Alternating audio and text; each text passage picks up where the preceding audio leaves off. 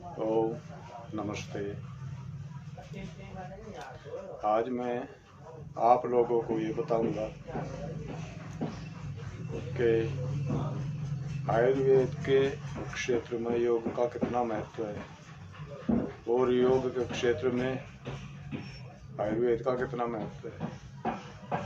आयुर्वेद में जो शरीर रचना विज्ञान है उसकी जानकारी के बिना हम सूक्ष्म शरीर से जुड़ नहीं सकते, उसका ज्ञान प्राप्त नहीं कर सकते। और जब तक सूक्ष्म शरीर की प्रक्रिया को हम ठीक तरह से नहीं समझ सकते तब तक हम योग साधना में भी सफलता प्राप्त नहीं कर सकते।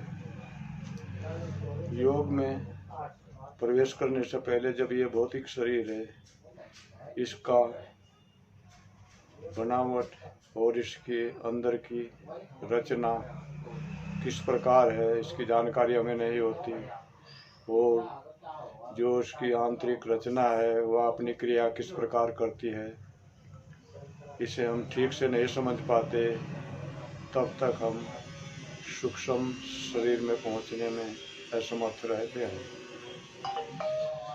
और जब हम इसकी रचना और क्रिया को भली प्रकार समझ लेते हैं तब हमें योग के क्षेत्र में बढ़ने में सफलता प्राप्त होती है, क्योंकि योग का संबंध सूक्ष्म क्रियाओं से है।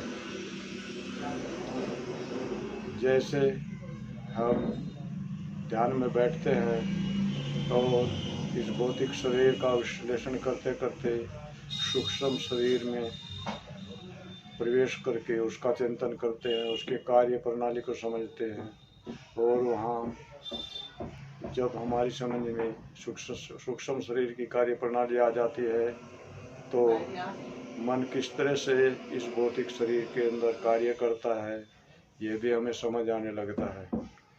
इंद्रियों की क्रिया भौतिक शरीर में कैसे होती है ये सब विषय सूक्ष्म है।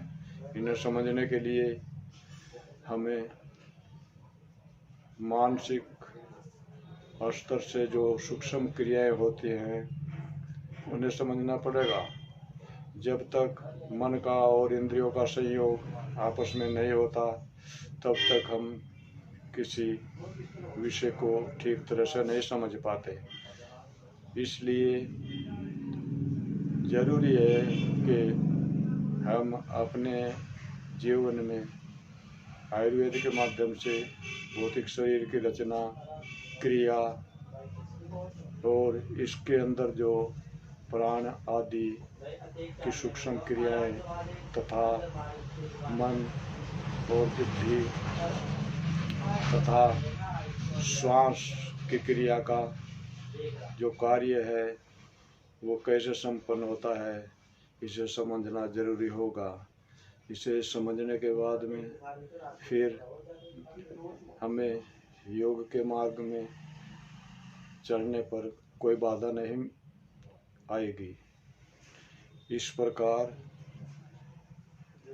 इन सब बातों का पालन करते हुए ये आवश्यक है कि योग में प्रवेश करने के लिए अष्टांग योग में जो महर्षि पतंजलि ने उसका नियम बताया है, उसका कर्म बताया है, वो भी जरूरी है। इसका योग के जो महर्षि पतंजलि ने 8 अंग यम नियम आसन प्राणायाम प्रत्याहार धारणा ध्यान समाधि बताए हैं, तो हमें इन सब का पालन करते हुए चलना है। पहले हमें यम नियम का पालन करना है। अगर जो यम नियम का पालन मनुष्य नहीं करता तो वो योग में प्रवेश कर सके ऐसा मुश्किल जान पड़ता है। जब हम यम नियम का पालन करते हैं तो आसन की सिद्धि भी हमारे लिए आवश्यक हो जाती है, क्योंकि साधना योग साधना के लिए हमें एक आसन में निश्चल होकर बैठना आवश्यक होता है। और जब हम इन कार्यों में सफल हो जाते हैं तो इससे अगली क्रियाएं प्रत्याहार आदि हमारे लिए आसान होने लगती हैं। प्रत्याहार के बाद में जब हम नियंत्रण इंद्रियों के ऊपर कर पाते हैं तो हम धारणा में प्रवेश कर जाते हैं और धारणा सिद्ध होने पर ध्यान की स्थिति आरंभ हो जाती है।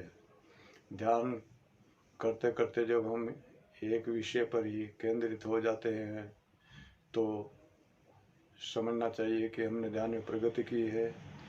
और ध्यान के बाद में समाधि की अवस्था आती है। समाधि भी दो प्रकार की होती है, संप्रज्ञात और संप्रज्ञात। संप्रज्ञात समाधि भी हमें पहले प्राप्त होती है। ये मुक्ति का अपवाद का मार्ग पूर्ण तो नहीं हो जाता, इससे आगे हमें असंप्रज्ञात समाधि तक पहुंचना पड़ता है। उसके लिए अभ्यास और वैराग्य की बहुत ज़्यादा आवश्यकता होती है। और जब हम असंप्रज्ञात समाधि में प्रवेश कर जाते हैं तो निश्चित रूप से इस जीवात्मा का कल्याण हो जाता है। इसलिए हमें इस बात का ध्यान रखना चाहिए कि हमको जो मनुष्य जीवन प्राप्त हुआ है उसका उद्देश्य मोक्ष प्राप्त करना अर्थात परमात्मा की प्राप्ति, या ये कहिए कि आत्मज्ञान की प्राप्ति ही मुख्य लक्ष्य है। इस प्रकार इस अंतिम उद्देश्य की प्राप्ति के लिए हमें योग और आयुर्वेद का समन्वय स्थापित करके ही अपनी यात्रा आरंभ करनी चाहिए। निश्चय ही परमात्मा की कृपा से हमें सफलता प्राप्त होगी। ओम शांति।